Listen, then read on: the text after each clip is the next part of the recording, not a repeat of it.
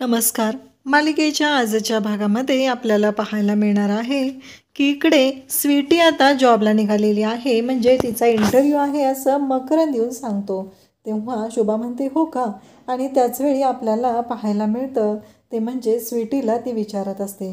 त्याचवेळी तिथे स्वीटी आलेली आहे आणि मग मकरंदला ती विचारते, तू पण जाणार आहेस का हिच्यासोबत? तेव्हा मात्र मकरंद म्हणतो, हो नाही, तिला माहीत नाही ना गं मुंबईतलं काही, म्हणून मी विचार केला की मग मी पण जावं तिच्यासोबत, तिला घेऊन जाईल ना, तेवढंच तिला बरं वाटेल, असं मकरंद बोलत असतो. त्यावरती शुभा म्हणते की हो बरोबर आहे, जा तू पण तिच्याबरोबर, म्हणजे तिला बरं वाटेल. आणि मग स्वीटी म्हणते, स्वीटीला मग लगेचच शुभा म्हणू लागते की थांब ना जरा वेळ. आणि मग स्वीटीला ती थांबायला सांगते. मग स्वीटीला म्हणते की 1 मिनिट. मकरंद म्हणतो की आई उशीर होतोय, आम्हाला गेलं पाहिजे ना. परंतु शुभा मात्र ऐकायलाच तयार नसते. शुभाचं मात्र एकच चालू असतं, 1 मिनिट थांब. मग फ्रीज उघडते, फ्रीजमधलं दही काढते, दही साखर देते. त्याचबरोबर इकडे ती म्हणते की हे घे, म्हणजे तुझा इंटरव्ह्यू खूप छान जाईल आणि तुला बरं वाटेल, असं ती बोलत असते. त्याचबरोबर ते निघालेले असतात. तेव्हा पुन्हा इकडे शुभा परत थांबवते, म्हणते थांब रे जरा, काम आहे माझं, तुला माहिती आहे ना, अजून माझा 1 मिनिट झालेला नाही. स्वीटी मात्र इकडे भावूक झालेली असते, दही साखर दिलेलं असतं आणि दही साखर खाल्ल्यामुळं इंटरव्ह्यू छान होणार आहे हे सगळं बोललं जात असतं. आणि शुभाचं जे प्रेम आहे ते पाहून खूपच छान वाटत आहे. हे सगळं जेव्हा घडत आहे तेव्हा शुभा हे सगळं मनापासून करत आहे. त्याचबरोबर शुभा म्हणत आहे की काहीही झालं तरीही तुझा इंटरव्ह्यू हा खूपच छान झाला पाहिजे, कारण तू इंटरव्ह्यू द्यायला चालले, एवढं तुझं चाललेलं आहे. तुला माहिती आहे का, पहिलं ना पुरुष युद्धावर जायचे तेव्हा बायको त्याला ओवाळायची. हे सगळं शुभा बोलत असते. आणि त्याचबरोबर शुभाचं असं म्हणणं असतं, काही झालं तरीही महत्त्वाची गोष्ट आहे ती म्हणजे स्वीटी तू ना खूप आनंदात राहा, खरंच तू खूप छान आहेस, असं शुभा म्हणत असते. पुन्हा ती निघते. तेव्हा पुन्हा शुभा थांबवते, अरे माझा 1 मिनिट झालेला नाही आहे ना अजून. शुभा बापरे भोळी भाबडी प्रेम करत असते स्वीटीवरती, तिला जीव लावत असते.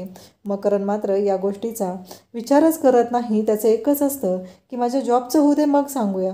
स्वीटी मात्र मनापासून म्हणत असते की असं नको करू मकरंद, काही झालं तरीही आपल्याला आईंना हे सगळं सांगायला पाहिजे. शुभा जाते देवाऱ्यातलं औक्षणाचा ताट घेते, दिवा घेते आणि स्वीटीचं औक्षण करायला येते. स्वीटीचं औक्षण करताना ती सांगत असते, कसं आहे आता तुम्ही जॉबसाठी बाहेर पडता, नोकरीसाठी बाहेर पडता, म्हणजे चांगल्या कामासाठीच बाहेर पडता ना, त्यामुळं काहीही झालं तरीही महत्त्वाची गोष्ट आहे ही. आणि महत्त्वाची गोष्ट म्हणजेच आता तुझ्यासाठी हे खूपच मोलाचं आहे. तू एवढ्या जॉबसाठी निघालेली आहे, एवढ्या सगळ्या गोष्टी मनापासून करत आहे, तर तू नक्कीच याच्यामध्ये यशस्वी झाली पाहिजे, असं ती बोलत असते. आणि त्याचवेळी आपल्याला पाहायला मिळतं की शुभाचं हे बोलणं ऐकून स्वीटीच्या डोळ्यात तर पाणी चाललेलं असतं. तिला बिचारीला कळतच नसतं की आपल्या बाबतीत हे सगळं काय होतं आहे, कारण स्वीटीला असं वाटत असतं की आई माझ्यासाठी किती करतायत हे सगळं, किती आहे हे माझ्यासाठी, कारण आजपर्यंत कुणीच माझ्यासाठी एवढं सगळं केलेलं नाही, हे सगळं ती बोलत असते. आणि त्याचबरोबर शुभा मात्र स्वीटीवर मनापासून ही जीव लावत असते, मनापासून करत असते. शुभाला माहितीच नसतं की स्वीटी तिची सून आहे, स्वीटीबद्दल तिला काहीच माहिती नसतं. आणि इकडे शुभा स्वीटीला जीव लावत असते, तिला आशीर्वाद देते. स्वीटी मात्र रडायला सुरुवात करत असते. स्वीटीच्या लक्षात येतं की आपण चुकतोय, आपण फसवतोय, आपल्या आईला आपण फसवतोय, या गोष्टीचं वाईट स्वीटीला वाटत असतं. म्हणून स्वीटी रडायला लागते. तेव्हा स्वीटी काहीतरी बोलणार असते, तेव्हा मकरंद सांभाळून घेतो आणि मकरंद म्हणू लागतो की नाही स्वीटी थांब, तसं नाही आहे गं, चल लवकर उशीर होतोय. आणि तो आईला म्हणू लागतो की आई उशीर होतोय ना, आम्हाला निघालं पाहिजे ना, असं तो आईला बोलतो. तेव्हा मात्र स्वीटी भावूक झालेली असते. स्वीटीला वाईट वाटत असतं. ह्या सगळ्या गोष्टी ज्या घडत असतात ते पाहून मकरंदही विचारात पडलेला असतो की स्वीटी जर आईच्या समोर सगळं बोलून बसली तर, हा प्रश्न मकरंदलाही पडलेला असतो. म्हणून तर मकरंद म्हणत असतो की काहीही झालं तरीही या स्वीटीला मात्र आपण बोलू द्यायला नको आहे, नाही तर आईला सगळं सत्य कळेल. एकदा का आईला सगळं सत्य समजलं तर खूप अवघड होणार आहे. त्यानंतर आपल्याला पाहायला मिळतं की मकरंद हा बोलतो आणि स्वीटीला म्हणतो चल लवकर उशीर होतोय, परत इंटरव्ह्यूला उशीर झाला तर चालणार आहे का तुला, असं तो म्हणत असतो. आणि स्वीटीला म्हणतो की लवकर चल असं म्हणत तो स्वीटीला घेऊन जातो. इकडे सीमा मात्र ऑफिसमध्ये विचार करत बसलेली असते. काही करून या घरातल्या सगळ्यांना व्यवस्थित वागलं पाहिजे त्यांच्याशी, असं तिच्या डोक्यात चालू असतं. तिच्या डोक्यात प्लॅन असा असतो की काहीही झालं तरीही आत्ता जो नारडा बिल्डरने सांगितलेला आहे, म्हणजे नारडाने सांगितलेलं होतं की या सगळ्या गोष्टी अशा पद्धतीनं होणार आहेत, 25 फ्लोअरचा तिथे प्लॅन आहे माझा, त्यातला एक अख्खा फ्लोअर तुमचा असेल, तुम्हीच विचार करा तुम्हाला काय करायचं आहे. म्हणजे कोणाच्या स्वतःच्या अंगणात बसून तुम्ही दुसऱ्या बिल्डिंग बघत त्यांचा आनंद बघणार आहात, का तुम्ही स्वतःच्या तुमच्या प्रायव्हेट टेरेसवर बघून बाकीच्या बिल्डिंग बघत बसणार आहात, तुम्ही तो आनंद लुटणार आहात. हे सगळं नारडा बिल्डरने सांगितलेलं असतं. आणि हे सगळं सीमा विचार करत असते तेव्हा तिच्या कानात पुन्हा पुन्हा ती वाक्य घुमू लागतात. 5 कोटी रुपये मिळणार आहेत, एक अख्खा फ्लोअर मिळणार आहे, ही अमाऊंट खरंच खूप मोठी आहे, त्यामुळं आपल्याला विचार केला पाहिजे, हे सगळं सीमाच्या डोक्यात सुरू असतं. त्यानंतर आपल्याला पाहायला मिळतं की यशवंत बाहेर गेलेला असतो आणि यशवंत आलेला असतो. यशवंत आणि सीमा यांचं बोलणं सुरू असतं. शुभा तर यशवंत शुभाला म्हणत असतो तू कुठं गेलेलीस ग सकाळी सकाळी. तेव्हा शुभा सांगत असते की अहो आमचं ते भजनी मंडळ नाही आहे का, मग त्या भजनी मंडळातनं ठरवलेलं होतं ना साहित्य आणायचं होतं, मग मी आणि सुमन बाहेर गेलेलो, समीरबरोबरच सकाळी मी बाहेर पडले, असं शुभा सांगत असते. आणि इकडे यशवंतने चॉकलेट आणलेलं असतं आणि ते चॉकलेट सानूसाठी तो देत असतो. आणि मग शुभा विचारते तुम्ही कुठं होता सकाळपासून. तेव्हा यशवंत म्हणत असतो तूच तर काम लावलं आहे ना मला, गार्डनिंग करायला सांगितलेलंच ना, आणि नाही केलं तर परत ओरडशील, मग तेच करत बसलेलो मी, असं यशवंत सांगत असतो. आणि यशवंत म्हणत असतो की शुभा थांब ना हे बघ, आणि तो चॉकलेट जे आहे ते सानूला देतो. तेव्हा शुभा म्हणत असते काय हो हे एवढं चॉकलेट नका देत जाऊ तिला, तुम्हाला सांगितले ना मी. पण यशवंत ऐकायलाच तयार नसतो आणि यशवंतच्या हातातून शुभा चॉकलेट घेते आणि शुभा त्या सानूला एक छोटासा त्यातला तुकडा काढून देते. यशवंत ते चॉकलेट सानूच्या हातातनं पुन्हा घेतो, शुभाच्या हातातनं पुन्हा घेतो आणि सानूला अख्खं चॉकलेट देऊन टाकतो. त्यानंतर शुभा म्हणते काय हो हे. त्यानंतर यशवंत म्हणतो थांब, आणि मग शुभाला तो थांबवतो. शुभाला म्हणतो की हे घे. शुभा म्हणते काय हो हे आता माझ्यासाठी. तेव्हा यशवंत म्हणतो की मला माहिती आहे मुलं जेव्हा लहान होती तेव्हा त्यांच्यासाठी चॉकलेट आणलं तर तू त्यातला एक तुकडा तरी खायचीस, बाकीच्या गोष्टी तुला नको असायच्या, पण चॉकलेट तुला आवडतं ना, खा ना, मग कशाला काळजी करते, असं यशवंतचं म्हणणं असतं. शुभा म्हणत असते पण या वयात आत्ता. तेव्हा इकडे यशवंत म्हणत असतो त्यात काय एवढं, हे बघ मी तुझ्यासाठी चॉकलेट आणायला गेलो होतो, मग म्हणलं सानूसाठी पण एक आणावं, म्हणून सानूसाठी पण आणलेलं आहे. आणि त्याचबरोबर इकडे यशवंत बोलत असतो. आणि त्याचबरोबर आपल्याला पाहायला मिळतं की शुभाला तो चॉकलेट देत असतो. शुभा चॉकलेट घेणार असते तेव्हा यशवंत मात्र स्वतःच्या हाताने ते चॉकलेट शुभाला भरवतो. शुभाला मात्र खूप छान वाटत असतं आणि त्यांच्या दोघांचं जे प्रेम आहे ते वय झालं तरी काही कमी होत नाही आहे. शुभा मात्र खूप आनंदी झालेली असते. यशवंत म्हणत असतो तुला एवढ्या छोट्या छोट्या गोष्टीत ही कसं काय आनंद मिळतो गं. तेव्हा शुभा म्हणते कसं आहे माहिती आहे का, आनंद पण हा पुरवून खायचा असतो, असं ती बोलत असते. त्यानंतर आपल्याला पाहायला मिळतं की संध्याकाळी आता सानूला सोबत घेऊन शुभा देवापुढे दिवा लावत असते. आणि मग शुभा दिवा लावत असते त्यावेळेस सीमा तिथे येते आणि म्हणते द्या माझ्याकडे मी लावते, असं म्हणत शुभाच्या हातून काडीपेटी घेऊन आता सीमा दिवा लावते. कारण तिला आता काही करून हे शोधायचं असतं ते म्हणजे ओरिजिनल पेपर. घराचे ओरिजिनल पेपर जोपर्यंत देत नाही तोपर्यंत ते घर तिच्या ताब्यात येणार नाही, हे नारडा बिल्डरने सांगितलेलं आहे.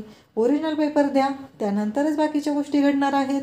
त्यामुळं तिला काहीही करून घराचे ओरिजिनल पेपर शोधायचे असतात. ते कुठं आहेत हे माहिती नसतं आणि ती माहिती काढून घेण्यासाठीच तिनं आता शुभाशी गोड बोलायचं ठरवते.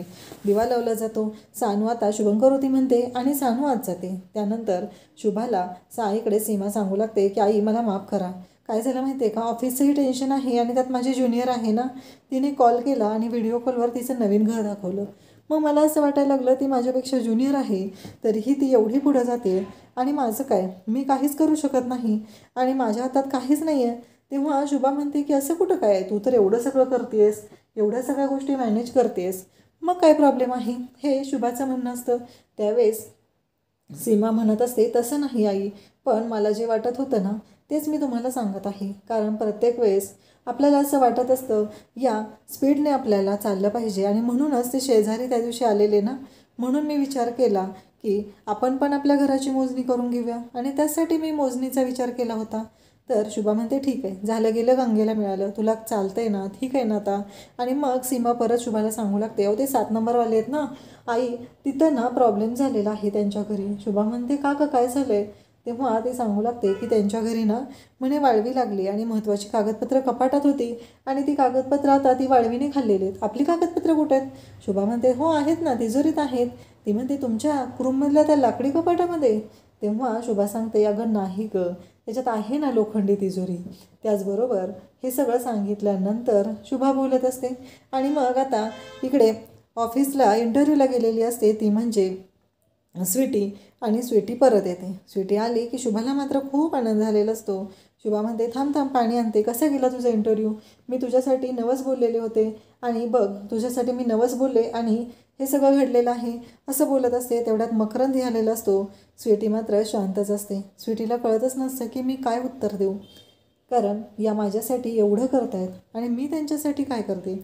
मी त्यांच्यासाठी काहीच करू शकत नाही असं स्वीटीचं म्हणणं असतं. आणि स्वीटी म्हणत असते की काहीही झालं तरीही मला विचार करावा लागणार आहे. आई जर माझ्यासाठी एवढं करत असतील तर मलाही त्यांच्यासाठी काहीतरी केलं पाहिजे हा विचार स्वीटीच्या मनात आलेला असतो. आणि स्वीटी भाऊक झालेली असते, ती रडायला लागलेली असते. त्यावेळेस मकरंद आत जातो आणि स्वीटीला समजवतो. स्वीटी मात्र ढसाढसा रडत असते. स्वीटीला कळतच नसतं की आता काय करायचं आहे, कारण एवढे सगळे माझ्यावर एवढं जीव लावतात आणि मी त्यांना फसवती या गोष्टीचं वाईट वाटत असतं ते स्वीटीला. आणि स्वीटी त्याच गोष्टीचा विचार करत असते. तर मकरंद म्हणतो की फक्त मला 2 दिवस दे स्वीटी, मी सगळं घरी सांगेल, सगळं ठीक करेल, तू काळजी करू नकोस असं तो सांगत असतो. स्वीटी म्हणत असते पण मकरंद प्लीज जरा जल्दी कर, कारण का माहिती आहे का मला ना वाईट वाटतंय, त्या माझ्यावर एवढं जीव लावतात आणि मी त्यांच्याशी खोटं बोलते, मला पटत नाही आहे हे. मकरंद आपण त्यांना अच्छा सांगितलं पाहिजे. मकरंद म्हणत असतो की माझा इंटरव्ह्यू झालेला आहे, माझ्या जॉबचं फायनल झालं आहे, 2 दिवस दे फक्त स्वीटी, आपण 2 दिवसात सांगूया.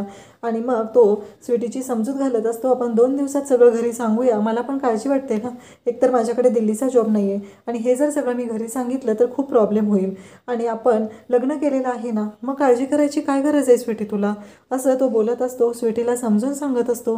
स्वीटीला म्हणत असतो की तू बिंदास्त राहा, काळजी करू नकोस, मी आहे ना, असं तो बोलत असतो. पण स्वीटीला वाईट वाटत असतं, त्या एवढ्या जीव लावत आहेत आणि त्यांच्याशी आपण खोटं बोलतोय ही गोष्ट काही स्वीटीला सहन होत नसते. मकरंद आणि स्वीटी दोघंही रडत असतात. त्यांना दोघांनाही वाईट वाटत असतं. या सगळ्या गोष्टीचा परिणाम काय होणार आहे याचा विचार ते दोघंही करत असतात. पण नेमकं स्वीटीला मकरंदने मिठीत घेतलेलं असतं आणि त्याच वेळी तिथं पोहोचलेली असते ती म्हणजे सीमा. सीमाने काही बोलणं ऐकलेलं नसतं, पण स्वीटी ही मकरंदच्या मिठीत आहे. आणि त्याचबरोबर स्वीटी आता आणि मकरंद आणि स्वीटी यांच्यामध्ये काहीतरी नातं आहे या गोष्टीची भनक मात्र सीमाला लागलेली असते. आणि सीमा त्याच गोष्टीचा आनंद घेत असते, कारण स्वीटी लग्न केलेलं आहे, स्वीटी मकरंदची गर्लफ्रेंड आहे ही गोष्ट आता ती सगळ्यांच्या समोर आणणार असते. त्यानंतर उद्याच्या भागात आपल्याला पाहायला मिळतं समीरला इकडे सांगत असते ती म्हणजे शुभा म्हणत असते अरे माझी मैत्रीण आहे ना सुमन, तिची भाची आहे, तर मकरंदसाठी तिने विचारत होती, आपण मकरंदच्या लग्नाचं बघूया काय होतंय. हे सगळं चालू असतं आणि मग आता सुमन तिच्या भाचीला घेऊन आलेली असते. आणि जेव्हा सुमन तिच्या भाचीला घेऊन येते तेव्हा मात्र इकडे खूप मोठा धक्का बसलेला असतो. स्वीटी विचारत असते तर शुभा तिला सांगत असते मकरंद आहे ना त्याच्या शादीसाठी हे केलेलं आहे, त्याच्यासाठी आणलेलं आहे, हे सगळं ती बोलत असते. आणि तिचं असं म्हणणं असतं की काही झालं तरीही आत्ता आपण तिला इथे आणलेलं आहे आणि ह्या लग्नासाठीच आपल्याला विचार करायचा आहे. त्याचवेळी इकडे आता सीमा तिला मुद्दाम सांगत असते मकरंदच्या लग्नामध्ये आपण खूप मज्जा करायची आहे.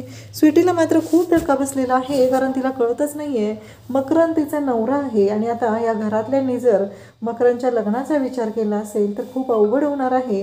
या गोष्टीची जाणीव स्वीटीला झालेली आहे. तिला खूपच भीती वाटत आहे, कारण मकरंदचं लग्न ठरवलं जात आहे आणि या सगळ्या गोष्टी घडत आहेत, कारण तिच्यासाठी मकरंद जीव की प्राण आहे. मकरंदला सोडून ती जाऊ शकत नाही आहे, ती राहू शकत नाही, कारण काही झालं तरी मकरंदसाठी तिनं तिचं अख्खं कुटुंब सोडलेलं आहे. त्यामुळं स्वीटी खूप घाबरलेली असते. पण हे सगळं माहिती असतं ते म्हणजे सीमाला, म्हणूनच तिने मुद्दामच भीती घालत असते आणि ह्या सगळ्या गोष्टी करत असते. त्याचबरोबर इकडे शुभाही समजवत आहे आणि शुभा स्वीटीलाच विचारते, मकरंद आणि तिची जोडी कशी दिसेल गं? ती बाहेर मुलगी आहे ना, तिला आणलेलं आहे बघ, ती आहे ना ती मकरंदची होणारी बायको आहे. हे ऐकल्यावर स्वीटीला मात्र खूप मोठा धक्का बसतो आणि स्वीटी पाहतच राहते. अशाच अपडेटसाठी चॅनलला सबस्क्राईब करा. थँक्यू.